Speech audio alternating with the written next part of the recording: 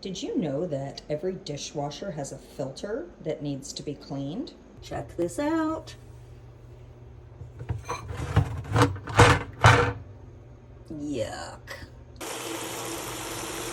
So I've just got a bucket with dish soap and really hot water, and I'm going to soak it for a little bit and then scrub the filter so it can be put back into the dishwasher. Much cleaner now after a good soak and a scrub. Now it's just put back in. This is the dishwasher cleaner that I'm going to use. It says that it's good for hard water or if there's just buildup that you're seeing on your dishware, watermarks, etc. I honestly have no idea if it works. I have another box of these cleaners. Don't know why I have two, but apparently I thought it was very important to have at one point.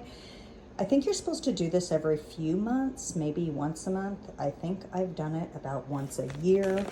The tablet and the cleaner is just one of these little tabs, and you put it inside the soap dispenser, or if you're running a load of dishes, you can just set it inside the bottom of the dishwasher. Good luck and happy dishwasher cleaning.